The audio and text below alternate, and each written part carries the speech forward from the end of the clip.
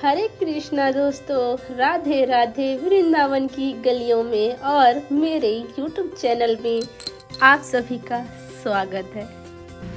जैसा कि आप देख पा रहे होंगे, ये मंदिर परिसर इस्कॉन टेम्पल है और इतना भव्यमय, इतना सुंदर, इतनी शांति भरा ये कृष्णमय स्थल है कि आप यहाँ जाओगे तो कृष्णमय, कृष्ण भक्ति में डूब जाओगे और आपको आने की इच्छा नहीं होगी।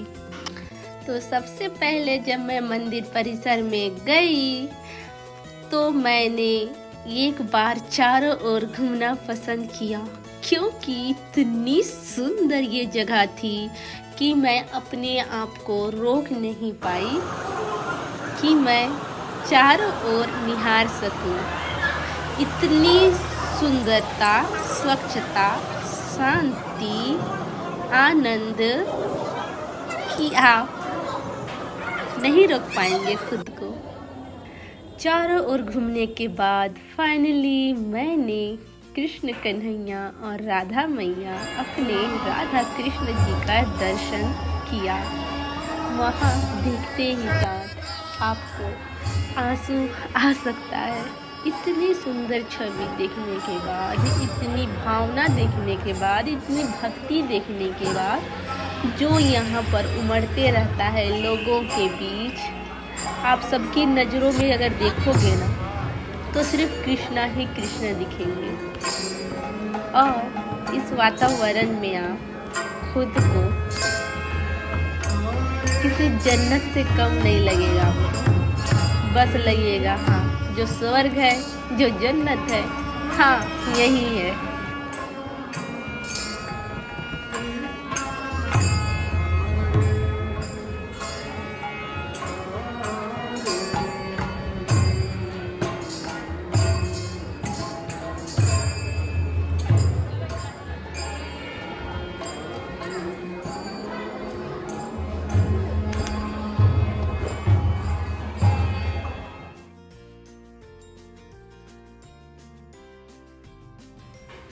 इस सुंदर भजन की, कीर्तन की आनंदमय आवाज़ सुनने के बाद मैंने उसको अपने हृदय में, अपने जहन में उतारा कि जो है यही है।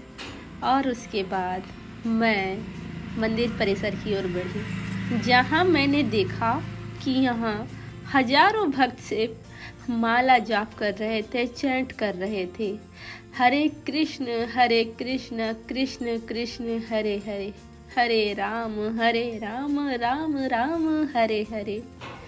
हो कृष्णा, ये वातावरण कैसे इतना आनंदमय हो सकता है कि आपको कुछ सूझेगा ही नहीं। आप सिर्फ कृष्ण भक्ति में कृष्णमय हो जाएंगे। हो कृष्णा। और फाइनली फिर मैं एकांत में अपने मन के साथ बैठकर वहाँ से जो बुक लिया था कृष्ण भक्ति का, उनका ध्यान करने लगी, आनंद लेने लगी कि जो स्वर्ग है वो यही है।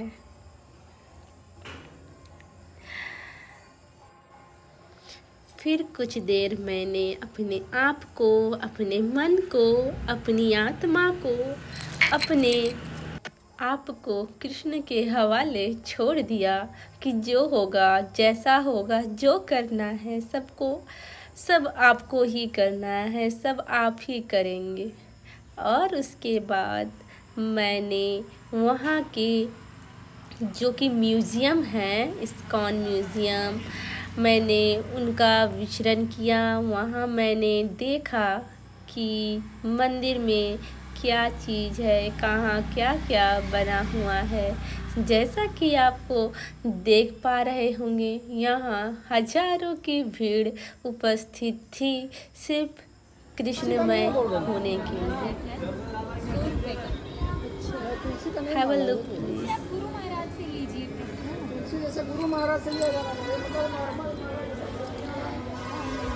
आप देख सकते हो कि जैसे ही वहाँ हॉल था जहाँ सत्संग चल रहा था, प्रवचन चल रहा था, जहाँ श्री गुरुदेव जो कि फॉरेनर ही थे, एंड जितने भी वहाँ बैठे हुए भक्ति भाव से बैठे हुए जितने भी भक्त थे वो भी विदेशी ही थे। और उन्होंने उनके साथ चैंटिंग किया, वार्तालाप किया, अपने क्वेश्चन आंसर किए, क्या कृष्णमय, क्या कृष्ण भक्ति क्या होती है, कैसे करनी चाहिए। और उसके बाद फिर सब उठ के जाने लगे, तो मैंने देखा कि मुझे वहाँ पर सिर्फ अपने देसी लोग नहीं बल्कि विदेशी गण भी थे जो कृष्ण की भक्ति में डूबे हुए थे, लिप्त थे, उनकी प्राप्ति को तरस रहे थे।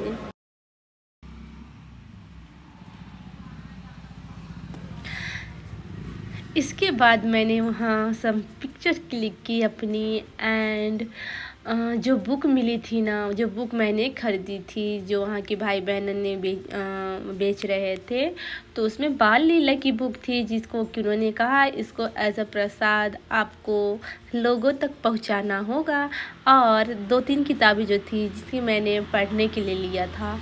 एक बात तो मैं बताना भूल गई, ये जो पेड़ था ना इस्कॉन टेम्पल के बीचों बीच में, इसकी पत्तियाँ इतनी नरम, इतनी सुंदर, छूने में ऐसे लगे जैसे किसी ने मानो पंख ने स्पर्श किया हो। तो मैं वहाँ बैठकर बहुत देर तक अपने आप में सोचने लगी, विचारने लगी, बात करने लगी कि वाकई में अगर भक्ति नहीं है तो कुछ नहीं है। भक्ति शांति का मार्ग होता है और शांति किसे नहीं चाहिए। तो गाइस, इसके बाद फिर मैंने वहाँ प्रसाद ग्रहण किया, जो वहाँ का महाप्रसाद होता है। महाप्रसाद इतना अच्छा था कि मुझे खा के बहुत ही सुकून महसूस हुआ। देन मैंने वहाँ का प्रसाद खरीदा, एंड जैसा कि आप देख सकते हो यहाँ के खाने पीने में, प्रसादों में 000 बाहरी चीज़ों का फ़ौरन वगैरह नहीं होता है। तो आफ्टर प्रसाद लेने के बाद फिर मैं फिर से वहाँ का मंदिर परिसर मैंने घूमना उचित समझा, क्योंकि पता नहीं कब फिर कृष्ण का बुलावा आए। और फाइनली वहाँ से जाने का समय हो चुका था। आंखें नम थी दोबारा जाने की उम्मीद करते हुए मैं अपने घर, अपने आंगन वापस आने को आना पड़ा। तो होप आपको मेरा ये वृंदावन ट्रिप पसंद आया होगा, और अगर हाँ तो प्लीज़ गाइस मेरे चैनल को सब्सक्राइब करिएगा, लाइक करिएगा, बेल आइकन को प्रेस करिएगा, जिससे आप तक मेरा वीडियो पहुंच सके।